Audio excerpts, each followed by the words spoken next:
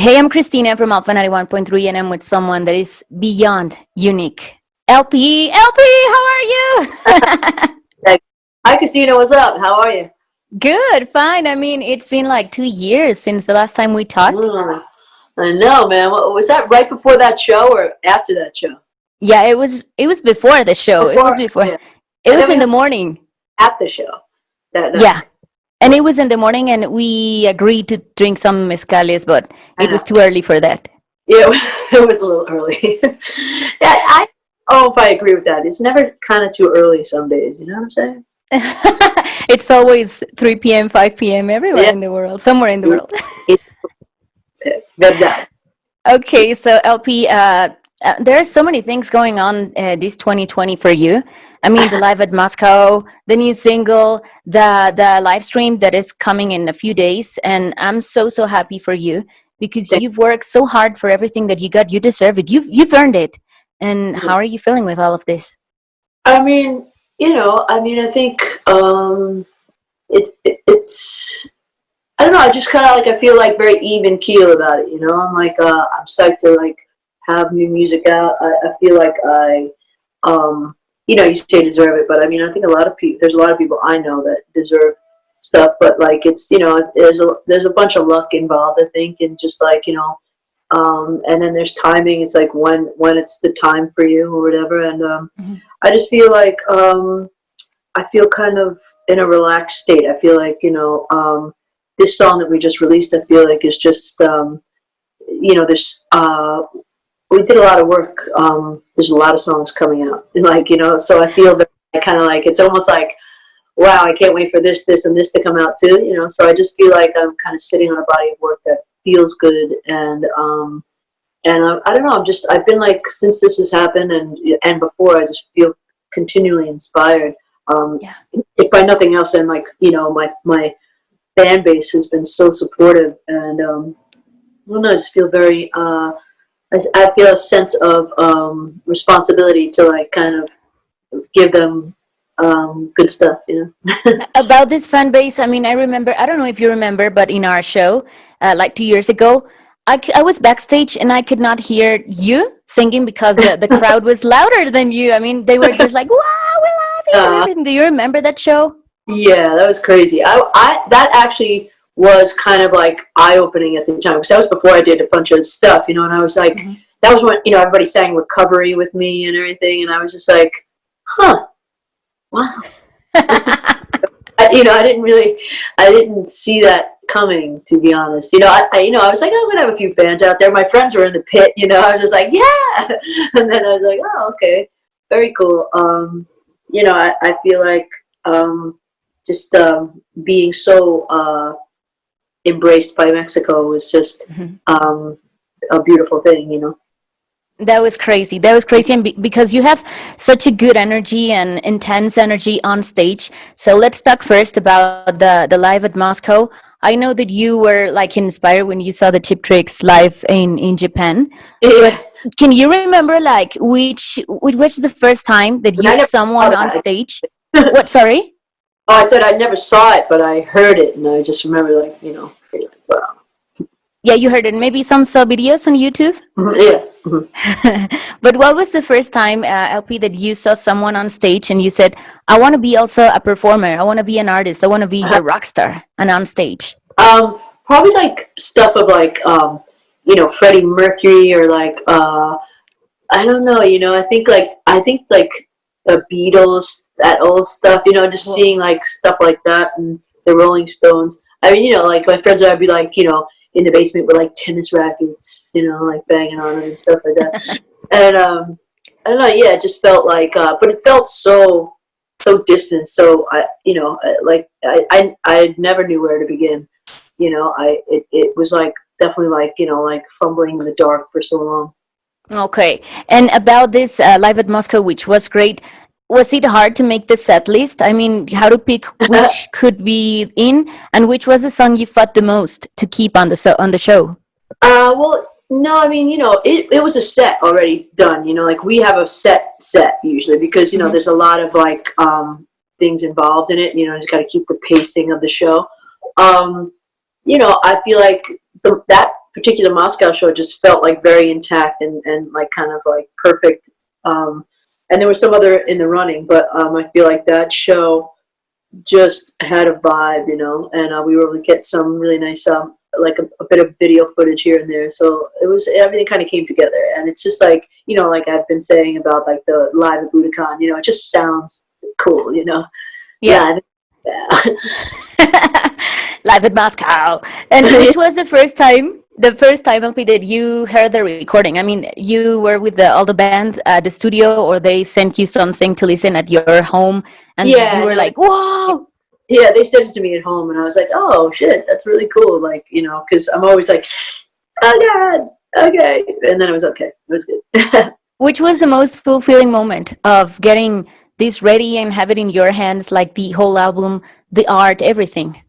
Oh gosh, I mean, I think when I saw like just the artwork of, I love the way it looked like an old news clipping in a way, you know, the front cover, and it just like it like there's a lot of moments where I'm just like kind of like, I can't believe that's like my project, you know what I mean? I'm like, oh wow, that looks like, it looks real. It looks like professional. It is professional and real and so good. I hope that this one is the first live show of many that you decide to put on a recording. Thanks. And I would definitely put a Mexico one out someday soon. Oh my God, that would be awesome. But I mean, you have to be careful of the screaming fans because we are loud. Yeah. And about doing things for the first time, you also in this in-between time, like the shows and the tours and making new music, you also did something for the first time, that it was getting into a studio and just listening to someone that is no longer here on earth, but that was a fan of you, Chester Bennington. So working with Grey Daze, the shouting out, I mean, which was the most emotional moment for you, LP?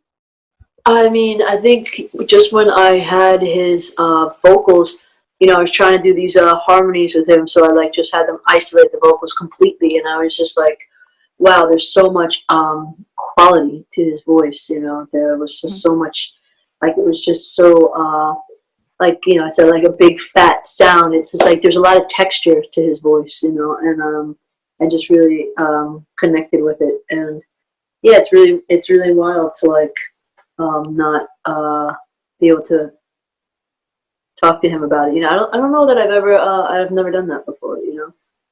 Yeah, but it was great. I mean, I saw some of the clips and also like the big interview you had with Dave Navarro and everyone there, and they love you. They are really fans of your work, and I think that you've made your like a legacy too with Chester's voice, and I think that he would be so proud of your work. That's cool. Thanks. Yeah, I hope he'd like it, and it's just a dope song. I really dig this song. Okay, so let's talk about something else, because everything was good and great and a lot of projects and collaborations and Morrissey and everything, but then the pandemic thing, damn. Oops. It's Oopsie. Like running, tree. You know. Do you think that maybe it was needed for, not for everyone, but for you, like to stop?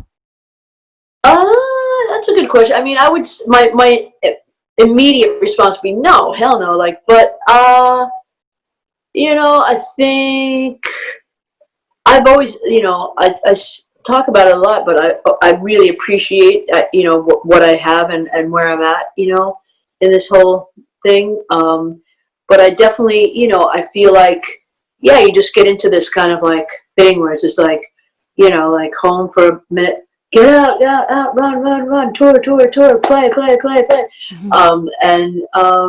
And it is interesting to like, I had more time to, you know, work on the record that's coming out. I've written a bunch of new songs even that I wouldn't have had if I was on the road.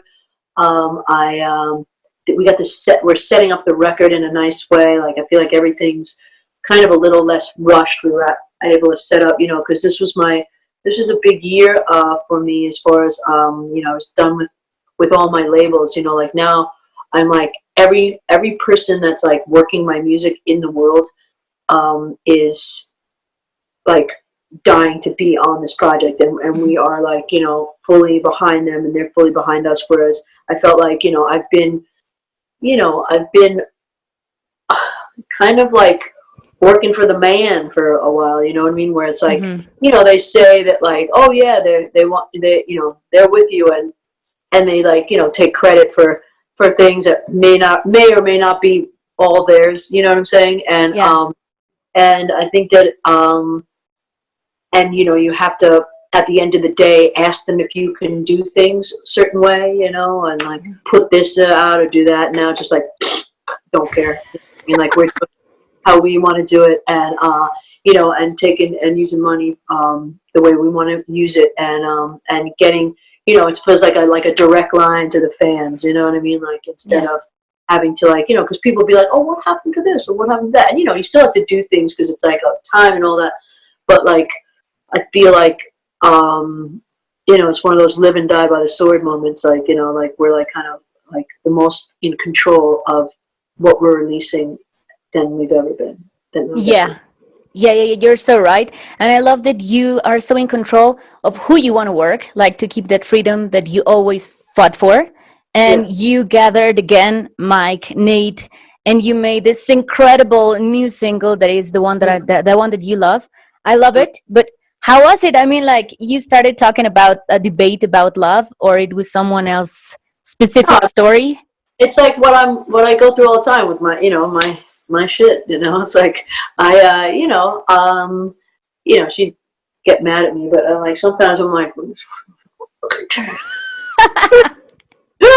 you know, but you know, does what who doesn't go through that, you know what I mean? Like Yeah. I think you know, I like it's like a, you know, passionate relationship. I'm in a oh, you know, I don't believe being in a non-passionate relationship. So Mhm. so shit happens, and you know, sometimes I feel like that, and then sometimes I don't. I'm saying, You want to know my favorite lyric of it? what do you got? It was, don't treat my love like a habit. Oh, The thing nice. that you're telling, you know, it's like if you don't have this intense relationship and it doesn't go through ups and lows, Yeah, it's like yeah. everything monotony. Not looking to be like kind of like, you know, just like you know, like that fucking video game The Sims and whatever. You know, just like bye honey, see you later, you know, like I don't fuck that shit. So Okay. And about the video, I don't know if you saw it, but it was released like 4 days ago and you have more than 1 million views. I heard that, and people sent me some little screenshots of it. That's pretty rad, pretty crazy. That's amazing. I gotta tell you that when I saw the video, I mean, when I heard it, I know that it was your particular sound, your unique sound. But when I saw the video, I thought of Ennio Morricone, you know, for like, Yeah, oh yeah. my God. I mean, you know, we're always trying to, you know, conjure that up, you know, and I'm glad. Thanks. You know, we had like some really good people on it. Darren Craig is, you know, the creative director, and it was funny because we were like, we were talking about the video, and you know, we were limited because of COVID, what we could do, you know. So it's like Hmm. we could, you know, do it in a car and, you know, driving and be like, you know, and I was like, fucking car, like I'm so done with the in the car thing for myself and for other people. It's just like, you know, let's get an old cool car and drive, you know, like I'm just, I mean, nothing against anybody who does that, but I was just like, I'm sick of that thing, you know. And Yeah. then I was like, wait, maybe I drive a motorcycle instead, you know. I'm driving a motorcycle, fuck it, you know, drive a motorcycle. And am I allowed to curse? I am on Mexican radio, right? I love it. um, but yeah, so then Darren calls back and he's like, "What about a horse?" And I was like, "Oh my god, that's amazing," you know. Yeah. Um, so and then we, you know, it just kept going, you know. I mean, and people have already noticed it, but it's kind of cool because we filmed it like in this place where like they film Westworld, so Yeah. it's kind of like I don't know, I like Westworld, so it's like I was about to say that. I mean, I know that Westworld was filmed there, but yeah, I was thinking about you because the first time we talked here in Mexico, also, I asked about what was your first LP, the first LP that you bought, and you told me Led Zeppelin 4.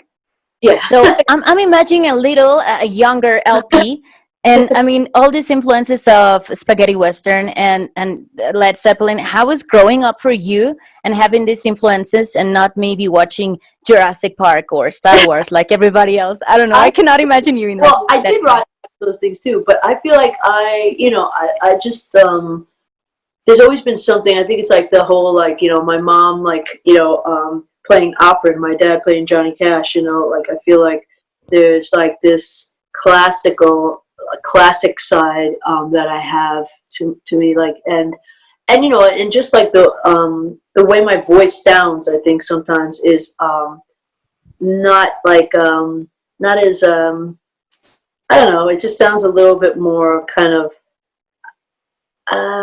I think back in the day I used to like get worried that it sounded too like show tuney or like kind of like and but it didn't, because it had like, I always think I had like rock elements in there, so but I feel like in the last like 7 or 8 years I felt all these genres that I think used to seem very separated in my voice, where I would like, where like sometimes people would come up to me and be like, you sound like this, you sound like this. I mean, that was even longer ago, to be honest. But in more recent years, like I've been able to really meld all the things that like I love together, and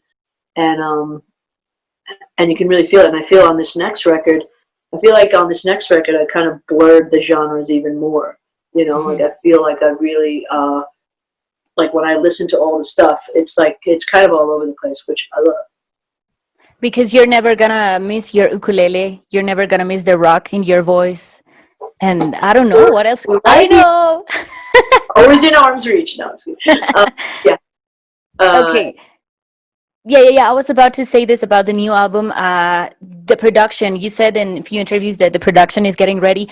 Do you still have more pending songs to be recorded, or is just in the post production? Some of them are in like some stages that we're like finishing them up, but I don't know. If one pops out, you never know. It's like, oops, sorry, excuse me. If like a song pops out, I'm not going to apologize for it. I'm just kidding. Okay. But I've got enough for 2 records now. Wow, that's a lot. I have to ask something that I don't know if this is gonna get you in trouble, but I saw a live on Instagram where you mentioned a song that is, I have it here, "Nothing Comes Before the Drugs." Oh yeah, I don't know if that'll be on it, but that's in a movie. Yeah. And it's this movie called Puppy Love, and oh my god, I'm gonna forget his name, but it's Butch Vig from Garbage. Butch Vig. We wrote the song together. He produced it, and it's really cool. And it's about the movie. It's about the person in the movie. It's live stream concert in the new age of coronavirus. Yay! Yeah. I mean, is it going to be like ready? Like at the same time for every country, but I heard something that people's gonna be able to record cheers and "I love you, happy" and everything they want to say. Yeah, like that. I'm like I'll believe that when I see it, it's happening. But like it's gonna be funny. I'm probably just gonna be like hearing silence. It's like like little fake paper hands coming out from the base of the camera, just like I'm gonna shake, paper plate. That's gonna be so an interesting experience for you, because the other time that I saw you singing alone, it was like a performance in 2012. You were in the South by Southwest in the street. Do you remember? And people were just walking by. So now you're gonna be alone, but on a stage with your band. There you go. I wish people were just like walking by. Yeah, I remember that. That was just like that was fun. That was fun. And we were waiting for this show on August the 1st? Yeah. Yes. Okay, so just to finish, LP, I want to make the same question that I asked you 2 years ago. I said, LP, if you could put in a time capsule 2 moments of the past 2 years, what would it be? And you said, like, the time that I was singing Muddy Waters in the Coliseum in Bucharest, that was awesome for you. So now a lot of things have gone for you and happening in these 2 years. So which other 2 moments would you put?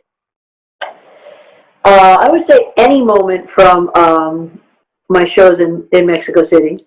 It's an incredible moment.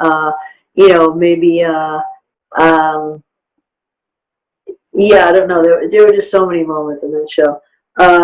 And let's see, what's another good one? Oh, I mean, honestly, actually, no. That was like, what was the big, after I played in Mexico City in November, I went back and did a radio thing that was like, I don't know, 50, 60,000 people or something like that, and there was explosions and everything. I'm forgetting what that was for. Was that for this radio station? I think it was, yeah. It was on December, I think. Woo! Way to go. Yeah, so yeah, it was like, way to plug that station. Yeah, you're welcome. Yeah. That and gosh, I don't know. I mean, honestly, also just like, you know, when I was walking from the car to the backstage area, and just the shower of love that I received every time I went through that little tunnel to get there. It's just like, you know, there's nothing that's more fulfilling than feeling the love from people that, you know, for that kind of reason, just that they feel good when they listen to your stuff, you know. It's beautiful. Yeah. Well, LP, we hope to have more years of great moments to come with you and with our radio station.